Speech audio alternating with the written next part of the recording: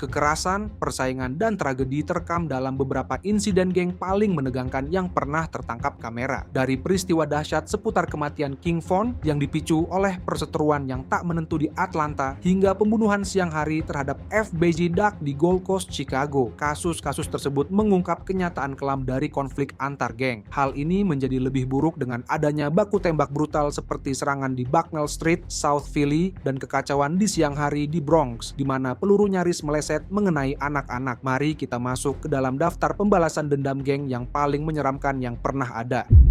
Kasus pembunuhan Raja Von. Beberapa minggu sebelum kematiannya, Von mendapati dirinya terlibat dalam serangkaian insiden yang meningkatkan ketegangan di dalam circle-nya. Hubungannya dengan geng Black Disciples dan persaingannya yang sedang berlangsung dengan faksi-faksi lain di Chicago didokumentasikan dengan baik, yang menciptakan suasana yang penuh dengan gejolak dan ketidakpastian. Salah satu insiden utama yang menyebabkan ketegangan menjelang malam yang menentukan itu adalah perseteruan Von yang sedang berlangsung dengan rapper Atlanta Quando Rondo. Keduanya telah terlibat dalam serangkaian pertengkaran di depan umum, dengan ketegangan yang meningkat beberapa minggu sebelum kematian Von. Di malam tanggal 6 November 2020, Von dan rombongannya tiba di Monaco Hookah Lounge di Atlanta, Georgia, untuk menghadiri apa yang seharusnya menjadi malam perayaan setelah kesuksesan perilisan Welcome to O-Block. Namun, malam itu dengan cepat berubah menjadi tidak menyenangkan ketika terjadi konfrontasi antara kelompok Von dan anggota rombongan Quando Rondo. Pertengkaran yang dilaporkan dimulai sebagai perselisihan verbal, dengan cepat meningkat menjadi konfrontasi fisik, menarik perhatian petugas polisi yang sedang tidak bertugas dan yang sedang bertugas di sekitarnya. Von tertembak selama baku tembak awal antara kedua kelompok yang membuat orang-orang berhamburan, sebelum polisi berusaha untuk turun tangan dan menghentikan kekerasan. Terlepas dari upaya para medis, Von menyerah karena luka-lukanya, menandai akhir yang tragis dari karir yang menjanjikan. Setelah kematiannya, Departemen Kepolisian Atlanta mendapatkan surat perintah penangkapan terhadap Timothy Leaks yang berusia 22 tahun. Timothy Leaks atas tuduhan pembunuhan berencana dalam kasus penembakan yang menewaskan Davon Bennett. Leaks dibawa ke tahanan polisi di rumah sakit Grady, di mana dia menjalani perawatan untuk luka tembak. Kasus pembunuhan Bennett kemudian dinyatakan ditutup oleh APD, tetapi ada kasus serupa yang terjadi pada rapper lain, seperti yang dialami King Von. Kasus berikutnya mirip dengan kasus King Von, di mana rapper ini juga terlibat pertengkaran dengan rapper lain dan kehilangan nyawanya dalam kejadian tersebut.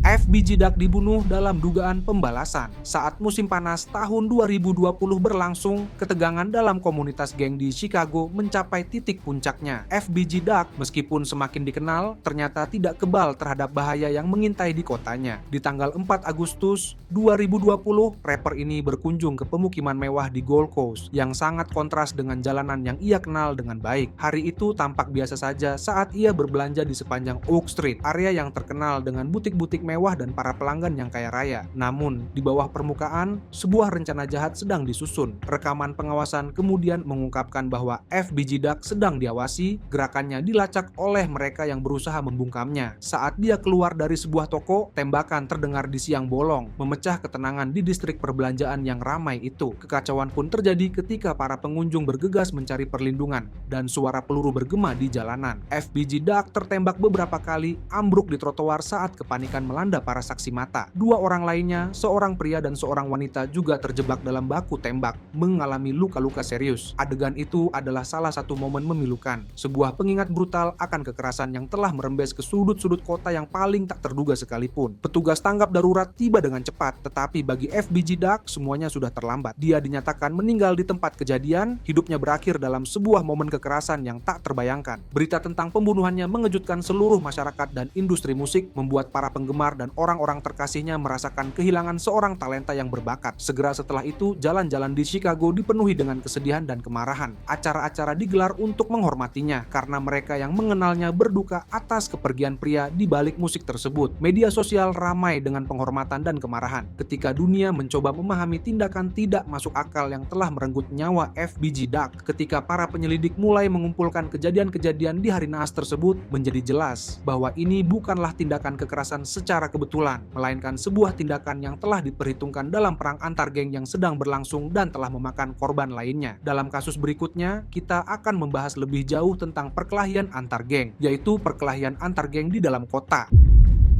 Pertarungan geng Philadelphia Selatan. Ketenangan malam yang biasa dirasakan di lingkungan Grace Ferry, Philadelphia Selatan terganggu oleh suara tembakan di Kamis malam yang naas. Baku tembak di South Bucknell Street seperti yang dilaporkan oleh NBC 10 merupakan sebuah adegan keributan dan teror yang meninggalkan jejak tak terlupakan bagi masyarakat. Insiden ini bermula ketika 3 orang tiba di blok 1200 South Bucknell Street. Niat mereka terlihat jelas ketika mereka melepaskan tembakan. Suara setidaknya 30 tembakan bergema di lingkungan itu, membuat warga berlarian mencari perlindungan. Rekaman kamera bel pintu ring yang berhasil didapatkan oleh NBC 10 menangkap momen-momen menakutkan saat peluru berterbangan di udara. Para tetangga terlihat berlarian ke segala arah dengan putus asa mencari tempat yang aman dari serangan tersebut. Di antara kekacauan itu, seorang pria terlihat berusaha membalas tembakan ke arah salah satu penembak. Namun, dia dengan cepat dikalahkan, ditembak dan dibiarkan tergeletak di tanah. Video tersebut kemudian menunjukkan penembak lain yang menargetkan Raheem Hargus yang berusia 36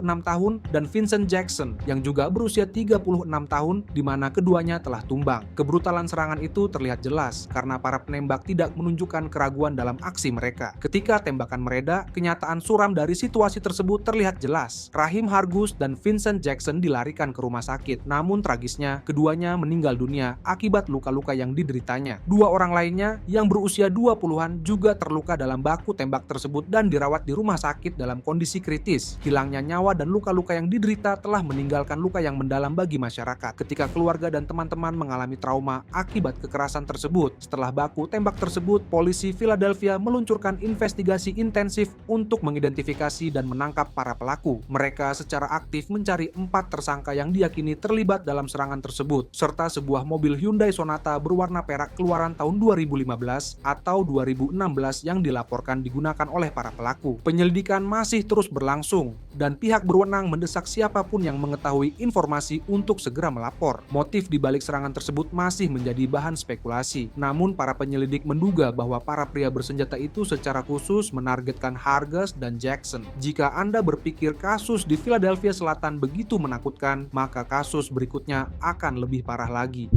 Penembakan di siang hari di Bronx. Jalan-jalan di Bronx yang biasanya ramai dengan aktivitas dan kesibukan, tiba-tiba dibungkam oleh suara tembakan di suatu siang yang naas. Insiden tersebut terjadi di Sheridan Avenue, sebuah lokasi yang telah mengalami berbagai kekacauan, namun tidak ada yang seheboh ini. Rekaman video yang ditangkap oleh kamera pengawas di dekatnya dimulai dengan pemandangan yang tampak biasa saja. Orang-orang melakukan rutinitas harian mereka tanpa menyadari bahaya yang akan terjadi. Tiba-tiba, seorang pria yang kemudian diidentifikasi sebagai anggota geng lokal muncul di layar. Sikapnya tegang, gerakannya disengaja. Mereka sedang menjalankan sebuah misi dan target mereka jelas, yaitu anggota geng saingan yang berada hanya beberapa langkah lagi. Ketegangan di udara terasa jelas saat pria itu merogoh jaketnya, mengeluarkan senjata api dengan tujuan yang mencekam. Saat mereka mengeluarkan senjata, adegan berubah menjadi menakutkan. Para penembak melepaskan tembakan. Suara tembakan yang keras bergema di sepanjang jalan. Video ini menangkap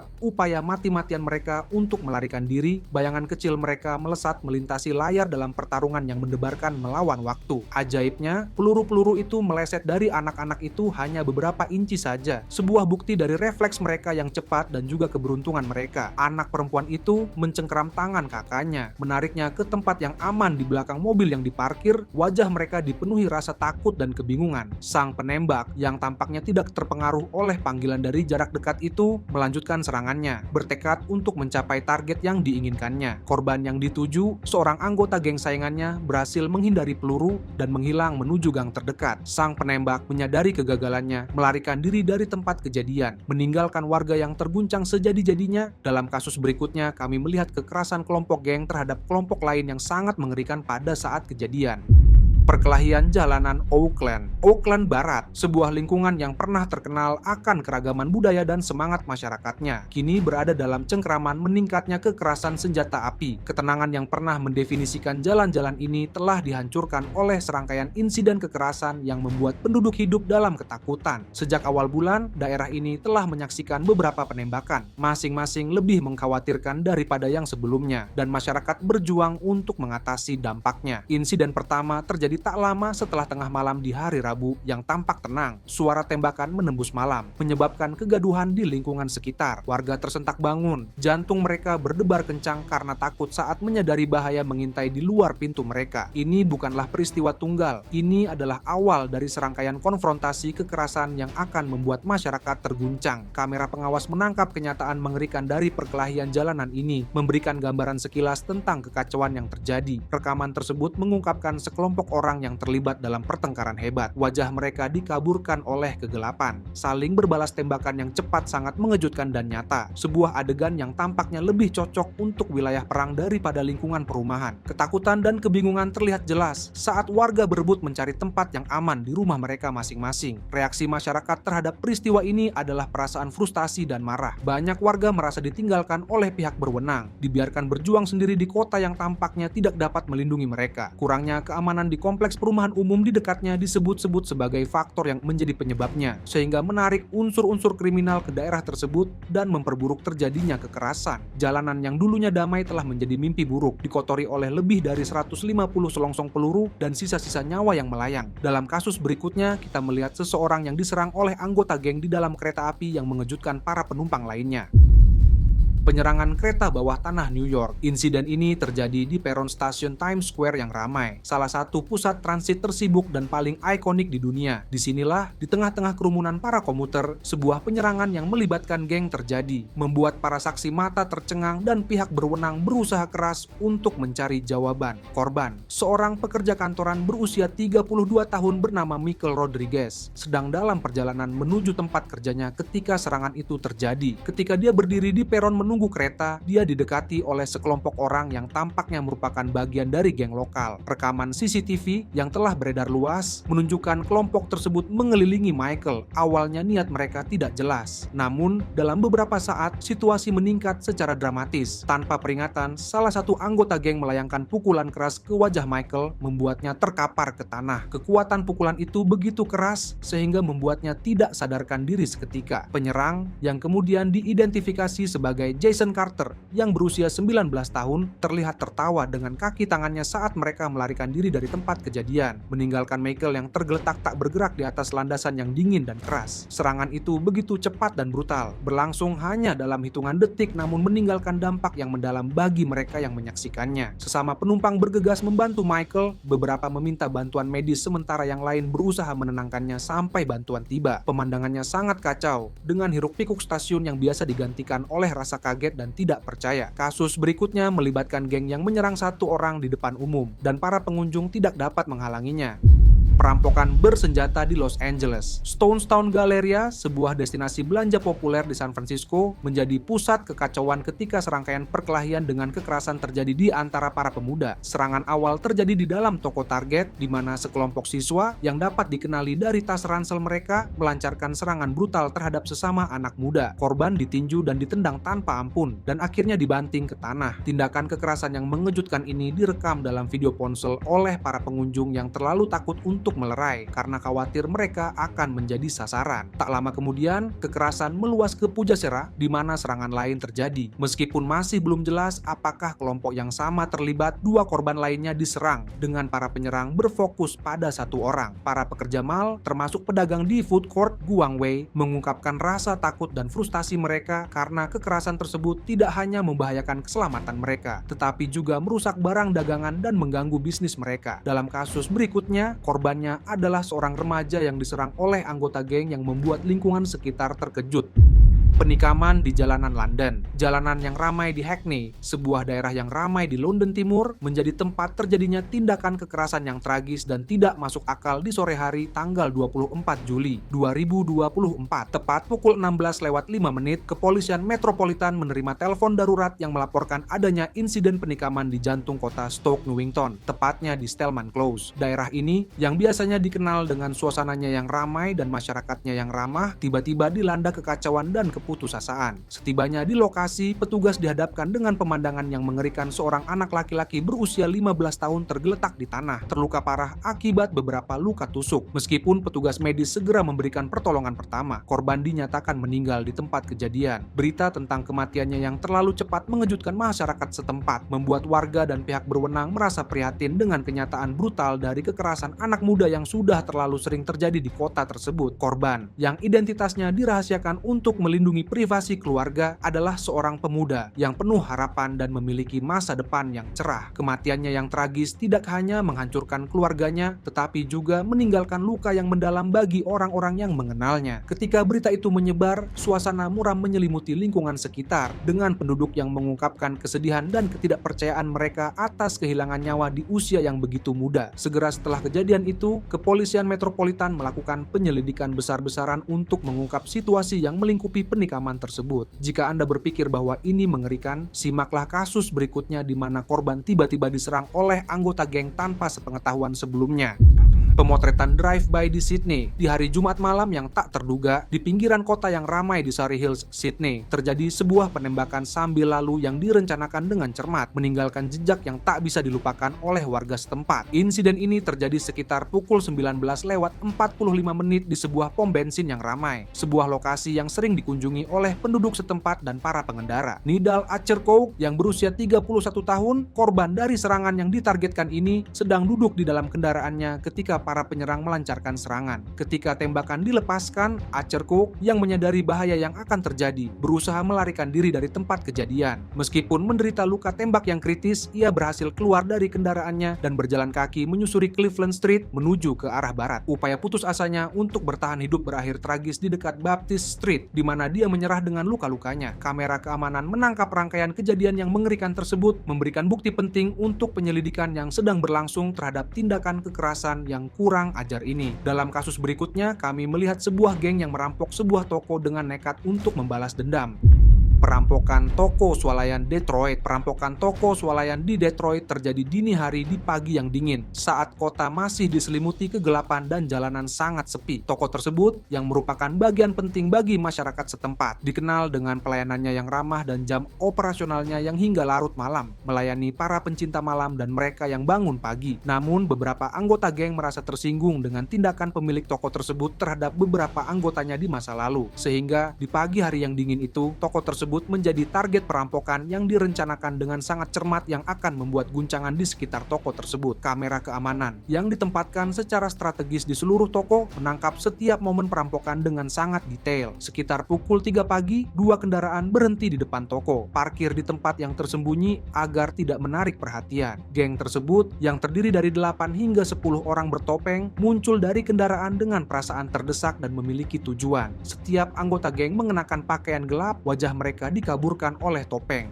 menjadikan identifikasi sebagai sebuah tantangan. Ketika para perampok mendekati toko, salah satu dari mereka mengeluarkan linggis, menggunakannya untuk mencongkel pintu depan dengan mudah. Pintu terbuka dengan suara berderit keras, menyebabkan alarm diam berbunyi yang memperingatkan pihak berwenang, tetapi tidak banyak membantu menghalangi para penjahat yang gigih. Begitu masuk ke dalam, geng tersebut bergerak dengan cepat. Setiap anggota mengetahui peran mereka dalam operasi tersebut. Bersenjatakan palu dan linggis, mereka mulai menghancurkan etalase, mengambil uang tunai, rokok, dan barang-barang berharga lainnya. Kamera keamanan menangkap momen yang sangat menegangkan ketika salah satu perampok, karena tergesa-gesa, hampir tersandung rak yang jatuh. Dia berhasil menyeimbangkan dirinya kembali dan nyaris saja tidak terjatuh yang bisa saja menunda pelarian mereka. Seluruh perampokan itu berlangsung kurang dari 5 menit, tetapi kerusakan yang ditimbulkan sangat parah. Toko tersebut berantakan, kaca-kaca yang pecah dan rak-rak yang terbalik menjadi bukti keganasan perampokan tersebut. Kasus berikutnya ini membawa keadaan ke tingkat yang lebih buruk karena geng-geng yang saling bersaing melepaskan amarah mereka.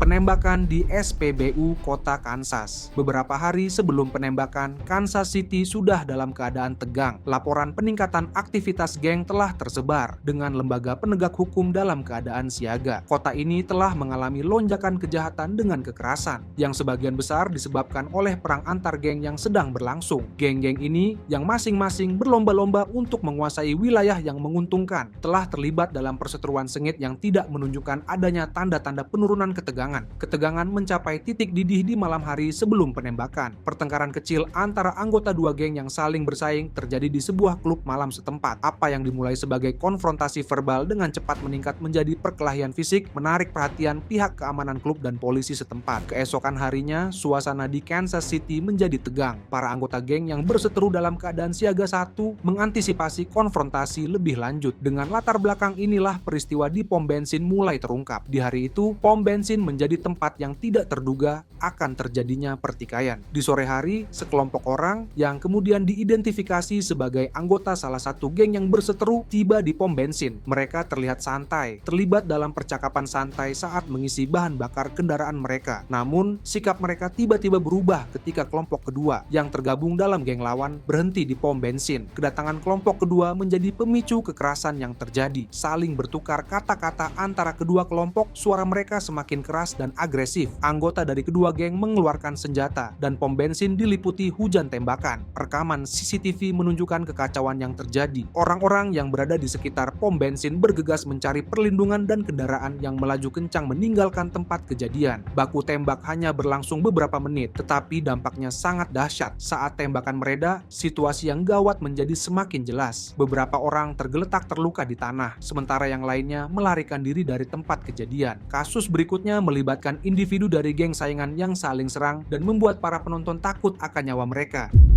Keributan di klub malam Las Vegas. Saat jam menunjukkan pukul 2:25 pagi di malam yang menentukan tanggal 9 Agustus 1999, Reno Live Dance Club adalah tempat yang penuh dengan energi dan antusiasme. Lantai dansa dipenuhi oleh para pengunjung yang berdansa mengikuti irama tanpa menyadari adanya pertikaian yang akan mengacaukan malam itu. Pertengkaran dimulai dengan perlahan, perselisihan kecil antara sekelompok pengunjung dan petugas keamanan klub. Apa yang dimulai sebagai perdebatan verbal dengan cepat meningkat menjadi konfrontasi fisik, menarik perhatian para pengunjung di sekitarnya. Tim keamanan yang terlatih untuk menangani situasi seperti itu segera bertindak mencoba untuk meredakan ketegangan. Namun, lingkungan yang ramai dan emosi yang memuncak membuatnya sulit untuk mengendalikan situasi. Pertengkaran semakin meningkat dengan lebih banyak orang yang terlibat, mengubah lantai dansa yang tadinya meriah menjadi adegan kekacauan. Lampu-lampu klub yang terang dan musik yang menghentak menambah kekacauan. Saat para pengunjung berlarian untuk menjauhkan diri dari konflik yang sedang berlangsung. Di tengah kekacauan tersebut, manajemen klub bertindak cepat memberitahu penegak hukum setempat tentang situasi yang semakin memanas. Polisi Las Vegas yang berpengalaman dalam menangani gangguan di dunia hiburan malam yang ramai di kota ini segera merespons dengan cepat. Dalam beberapa saat, unit berkuda polisi tiba di tempat kejadian. Kehadiran mereka menjadi bukti keseriusan situasi. Para petugas yang terlatih untuk mengatur kerumunan massa bekerja dengan penuh dedikasi untuk memulihkan ketertiban baik di dalam maupun di luar klub. Ketika pertengkaran berlanjut, polisi fokus untuk mengendalikan kerumunan orang yang berkumpul di luar Reno Live Dance Club. Lebih dari 500 pengunjung telah memenuhi Jalan Sierra Utara. Rasa ingin tahu mereka terpancing oleh keributan di dalam. Unit yang dipasang dengan kehadiran mereka yang mengomando membentuk penghalang, mencegah situasi menjadi semakin tidak terkendali. Upaya mereka sangat penting dalam memastikan bahwa pertengkaran tersebut tidak berkembang menjadi keributan yang lebih besar. Di dalam klub, petugas keamanan dengan bantuan penegak hukum berhasil memisahkan orang-orang yang terlibat dalam perkelahian itu. Proses ini bukannya tanpa tantangan, karena emosi memuncak dan perlawanan terjadi di setiap kesempatan. Namun, upaya gabungan dari staf klub dan polisi akhirnya berhasil mengendalikan situasi. Adegan yang tadinya kacau mulai tenang, dengan fokus bergeser untuk mengidentifikasi dan menangkap mereka yang bertanggung jawab atas kekacauan tersebut. Pertengkaran dalam kasus ini tidak ada apa-apanya dibandingkan dengan apa yang dialami oleh korban kasus berikutnya di tangan anggota geng.